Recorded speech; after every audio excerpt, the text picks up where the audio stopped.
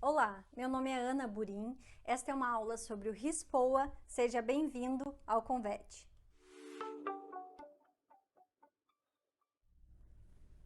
Então, antes de iniciar a aula propriamente dita, o conteúdo, eu gostaria de me apresentar. Eu não vou entrar em detalhes sobre o significado de todas essas imagens para mim, mas o que eu gostaria de dizer a vocês é que eu sou médica veterinária, sou mestre e doutora em Ciência e Tecnologia dos Alimentos, tanto a medicina veterinária quanto mestrado e doutorado foram desenvolvidos na Universidade Federal de Santa Maria. E durante o doutorado, eu tive a oportunidade de fazer parte dele, ou seja, doutorado sanduíche, na Universidade de Nevada. E com essa oportunidade, foi possível conhecer algumas plantas frigoríficas dos Estados Unidos e isso foi realmente muito interessante. Quando eu estava finalizando o doutorado sanduíche, eu fui chamada no concurso da Secretaria da Agricultura do Estado do Rio Grande do Sul, onde eu atuo desde 2017 como fiscal estadual agropecuária e sou responsável pela condução de atividades tanto de defesa agropecuária como de inspeção de produtos de origem animal. Hoje eu faço parte do time de profs do Convet e converso sobre carne e produtos cárneos. Então, a aula de hoje, o assunto que a gente vai abordar na aula de hoje é o que está lá no capítulo 2 do RISPOA, sobre padrões de qualidade e identidade de carne e derivados, especificamente a seção 2 dos produtos cárneos. Então, pessoal, antes de falar especificamente sobre cada tipo de produto cárneo, vamos falar dos aspectos gerais da definição do que é um produto cárneo e de outras definições que farão parte do conceito de cada tipo de produto cárneo. Então, a primeira definição, que no meu ponto de vista é muito importante, é o artigo 283 do RISPOA, onde ele define produtos cárneos. Eu sempre que utilizar produtos cárneos nos meus slides, eu vou colocar PC. Então, sigla para produtos cárneos nos slides será PC, já gravem aí. Então, o que são PCs? São aqueles produtos obtidos de carnes, miúdos e de partes comestíveis de diferentes espécies animais. Então, ali você tem, primeira imagem, carne, tranquilo, miúdos, exemplo de rim suíno, tranquilo, mas partes comestíveis de diferentes espécies. Qual é o principal exemplo, um dos maiores exemplos de partes comestíveis que não seja miúdos ou carne? É carne mecanicamente separada. Então, carne mecanicamente separada é um exemplo dessas partes comestíveis de diferentes espécies animais. Dando continuidade no significado de produtos cárneos, de definição de produtos cárneos. Então, eles serão compostos, daquela matéria-prima relatada no slide anterior, mas precisa ainda ter suas propriedades originais das matérias-primas modificadas. De que forma? Através de tratamento físico, químico ou biológico, ou ainda a combinação deles. Então, físico, o principal exemplo que eu trago para vocês ali na imagem, defumação. Para produtos cárneos é o principal exemplo de tratamento físico que eu poderia trazer para vocês. Químico, adição de condimentos, adição de ingredientes, isso são químicos. Biológicos, bem comum para produtos cárneos. Adição de cultura starter, exemplo em salame. Então, esses são exemplos de tratamentos que a matéria-prima precisa passar para ser chamada de produto cárneo. E em relação a toucinho, também definição no RISPOA. Toucinho é o panículo adiposo adjacente à pele do suíno. Panículo adiposo, que é isso? Pessoal, fácil, tá? é a gordurinha que fica entre a musculatura e a pele do suíno, o panículo adiposo adjacente à pele dos suínos. Importante, toucinho é coisa de suíno, toucinho não é coisa de outra espécie animal. Então, suíno é coisa de toucinho, não, toucinho é coisa de suíno, ok? E outro ponto importante, cuja designação é definida pelo processo tecnológico aplicado para sua conservação. Então, é toucinho, o quê? Resfriado, suíno. Onde que eu tirei essa informação de como que a gente vai fazer a designação dele, a denominação do toucinho? Lá, pessoal, da resolução 001 de 2003.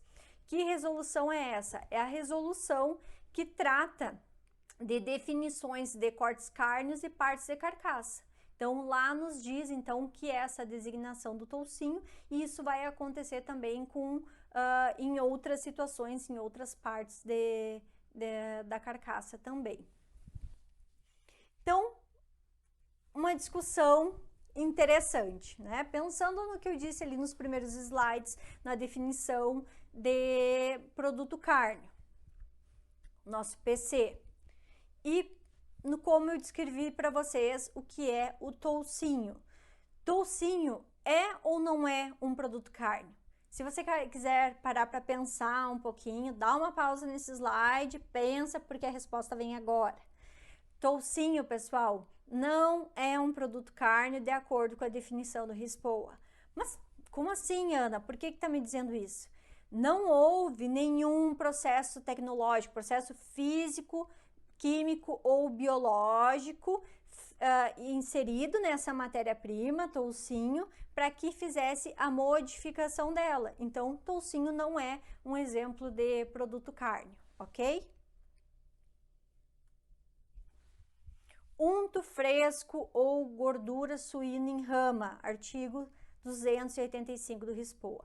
O que é, então, o unto fresco ou a gordura?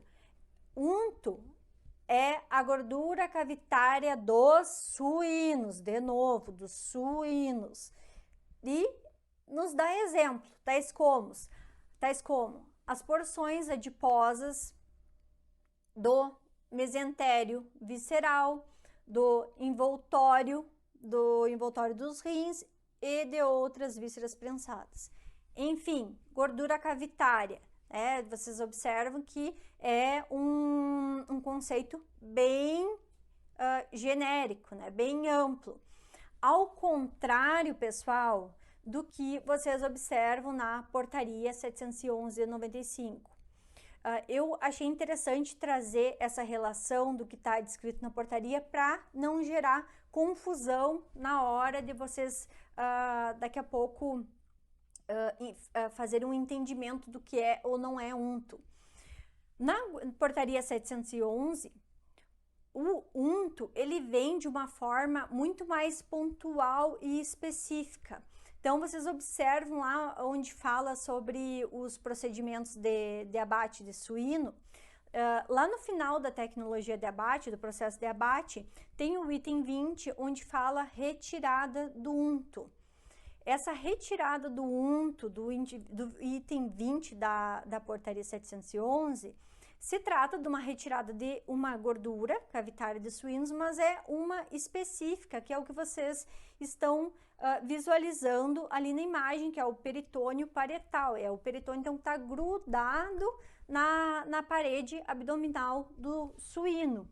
Então, essa é a gordura que trata a portaria 711. Já, né, o decreto 9.013, o nosso RISPOA, ele trata uma forma mais genérica, gordura cavitária de suínos, ok? Só para não gerar confusão na hora de ler a portaria, entender a portaria e comparar com o RISPOA. Próxima definição, nós temos a carne mecanicamente separada. Então, o que é essa carne? É o produto obtido da remoção da carne dos ossos que a sustentam, após a desossa da carcaça. usando meios mecânicos que comprovam a perda ou a modificação da estrutura das fibras musculares.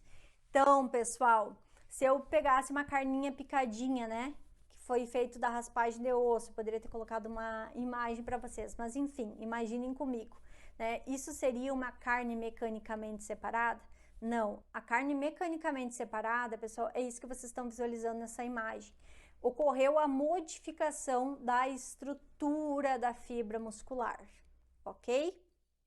E ainda nós sabemos, e eu coloquei ali, outras definições estarão descritas no Regulamento Técnico de Identidade e Qualidade do Produto.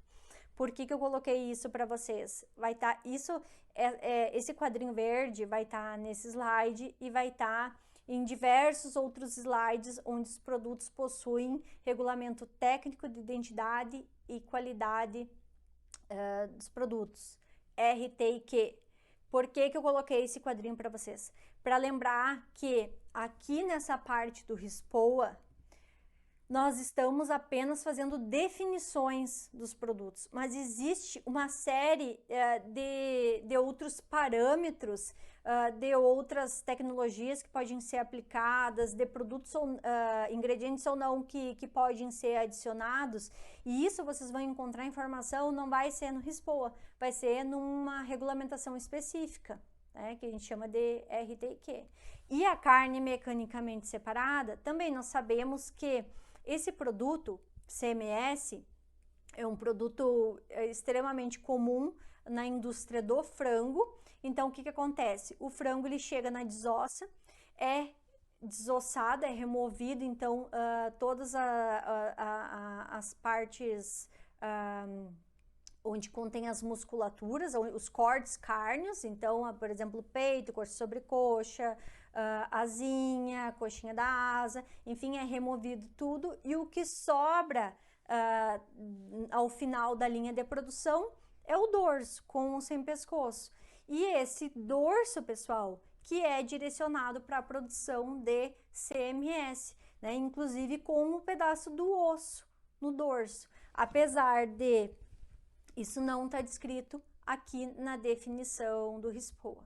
Mas o que é mais importante, né, que vocês lembrem em relação à definição de CMS aqui do RISPOA é, né, que existe essa remoção da carne, né, do osso, então essa retirada da carne do osso, que está aderida ao osso, mas o mais importante no meu ponto de vista é entender que houve modificação da estrutura da fibra muscular.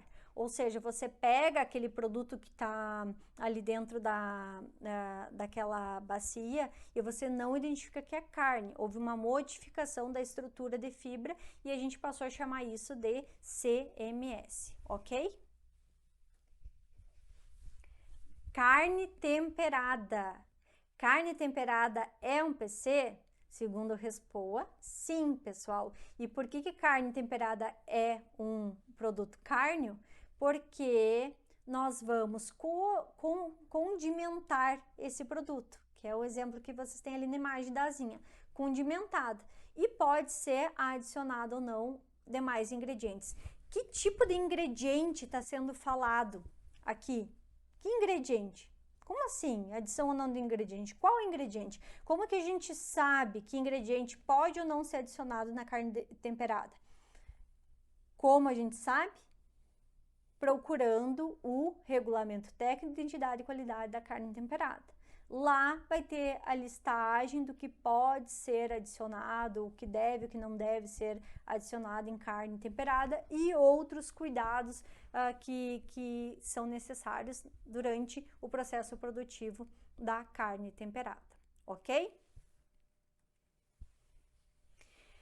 Agora eu trago para vocês uma parte que fala sobre alguns conceitos que eles estarão presentes depois lá na definição de produtos cárneos. Conceitos como ser defumado, não ser, ser cozido, não ser. Então, eu fiz essa separação para que vocês entendam, para que fique bem claro a forma que eu fiz a divisão do conteúdo, e observe que a mesma forma que eu fiz a divisão do conteúdo é a forma em que o conteúdo está disposto lá no Decreto 9.013. Então, fica bem tranquilo de vocês acompanharem. Então, primeira definição no artigo 288, definição extremamente importante para produto cárneo, que são produtos cárneos embutidos. São aqueles elaborados com carne ou com órgãos comestíveis, curados ou não. Aqui tem um primeiro conceito interessante. O RISPOA não nos diz o que é curados, tá? Mas ele diz curados ou não. Quando se usa a palavra curados, produto curados, para especificamente para produtos cárneos, tá, pessoal? Estamos falando de especificamente produtos cárneos. Essa palavra significa que pode ser curados ou não, pode ser ou não utilizados sais de cura, nitrito e nitrato, ok? Condimentados, cozidos ou não, defumados e dissecados ou não, tendo como envoltório a tripa, tá? Então, embutidos, embutido, né? Inserido dentro de algo, de um envoltório, que é tripa, bexiga ou outra membrana animal. E eu trouxe aqui para vocês exemplos de tripas, e a foto, a quarta foto, a foto mais do canto direito do slide, é tripa artificial. Então, depois, olhando o RTQ dos produtos, vocês vão observar que vai ter essa descrição, se é tripa artificial ou tripa natural ou ambas, ok? Então, embutidos, né? Inseridos dentro de um envoltório. Isso é um embutido. O que é um defumado? É um produto cárneo que, após processo de cura, então, para a gente defumar, segundo o RISPOA, antes a gente tem que curar, usar sais de cura, ok? Submetidos à defumação. Para quê? Para dar aquele cheiro característico ou aquele sabor característico. Além de, é claro, contribuir com o aumento do prazo de vida de prateleira, de vida comercial. Por quê? Porque ocorre a desidratação. Removeu a água do produto, isso vai fazer que aumente o prazo de validade, a vida comercial desse produto. Então, é só vocês pensarem, um produto, uma linguiça frescal e uma linguiça defumada, qual que vale mais, né? Qual que tem que manter sobre refrigeração, qual que se conserva super bem em temperatura ambiente, né? Por quê? Porque esse processo de defumação acaba gerando essa desidratação parcial. O que tem ainda nos incisos desse artigo? Que é permitido defumação a quente ou a frio. Então, a quente, temperaturas mais altas, e isso faz com que o período de defumação seja mais rápido, ou temperaturas mais baixas, né, ali próximo dos 30 graus, e isso faz com que se estenda um pouco mais o período de defumação.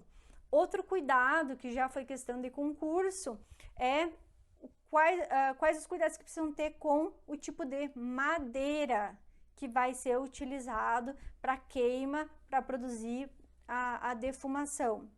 Então, madeiras não resinosas, secas e duras, ok? Conceito de carne cozida. Então, produto cárneo obtido de carne de diferentes espécies animais, desossado ou não, com adição de ingredientes ou não, e submetido a um processo térmico específico.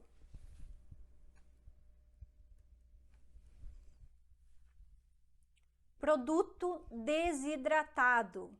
Então, são produtos cárneos desidratados, são aqueles que são obtidos da desidratação de carne fragmentada ou de miúdos das diferentes espécies animais, cozidos ou não, com adição ou não de ingrediente. Esse ou é só para nos incomodar, né? Mais coisas para a gente decorar. Pode ou não pode, né? Cozidos ou não, com adição ou não de ingredientes, mas eles são dessecados por meio de processo tecnológico específico, tá? Essa palavra desidratado, ela vai aparecer muito menos do que a palavra dessecada ao longo das definições de produtos, ok? Então, isso é bem mais comum, vocês vão observar assim que a gente começar a falar especificamente das definições de produtos carnes, como aparece a palavra dessecados.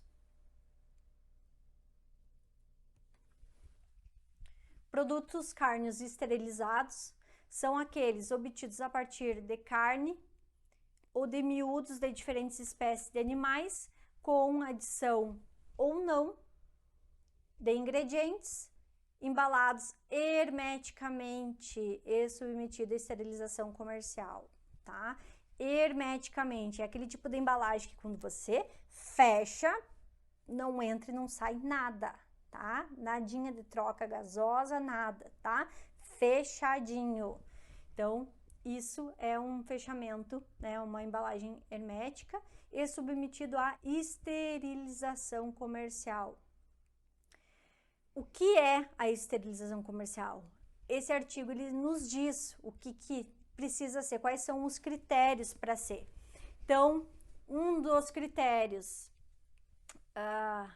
é um ou outro, é que deve assegurar um valor de F0 igual ou maior a 3 minutos. Esse F, se a gente for olhar na literatura, o que significaria? Significaria a letalidade do processo. Então, é como se a gente falasse que precisa ser planejado para que em 3 minutos ou mais, né, igual ou maior a 3 minutos, de ciclo, né, de esterilização, atinja a letalidade esperada. Ou então, que é mais fácil, né, a redução de 12 ciclos logaritmos de Clostridium botulino. Né, o que a gente precisa aqui é decorar, tá? F1 igual ou maior a 3 minutos, F1 igual ou maior a 3 minutos, ok? Ou redução de 12 ciclos logaritmos de Clostridium botulino, tá? Esses, você tem que escolher um ou outro como o seu parâmetro, né, para esterilização comercial, ok? Produtos gordurosos comestíveis, quem são eles? Vocês viram lá que a gente já falou em toucinho, a gente já falou em unto. Aqui nós estamos falando num produto que não tem relação especificamente com suínos, é uma definição mais genérica, produtos gordurosos comestíveis. Então, vejam, são os que resultam do processamento ou do aproveitamento de tecidos de animais por fusão ou por outro processo tecnológico específico com adição ou não de ingredientes, tá? Então, produtos gordurosos é uma forma mais genérica, né, de definição. E nesse mesmo artigo, ele nos diz que quando, pessoal, esse produto gorduroso estiver em fase líquida, se ele estiver em estado líquido, nós deixamos de chamar ele de produtos gordurosos comestíveis e passamos a chamar ele de óleos, tá?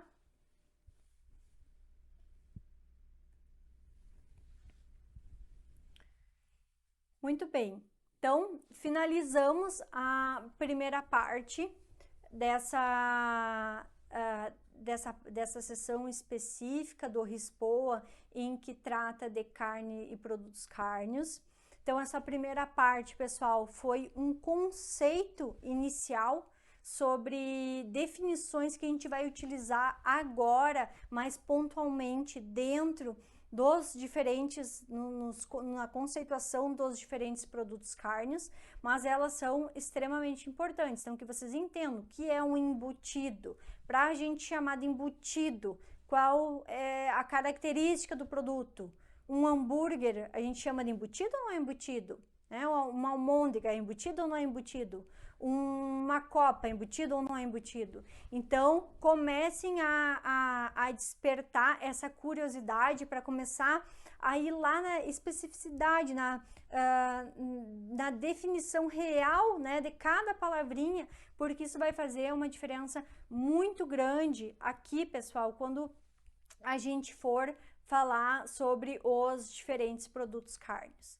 Então, eu espero ter contribuído com vocês nessa primeira parte da aula e nos encontramos na próxima gravação para discutir, então, especificamente, né, o que são esses diferentes produtos cárneos e vamos fazer também umas questõezinhas para discutir, despertar essa curiosidade, essa atenção para algumas pontualidades dessas definições, tá certo?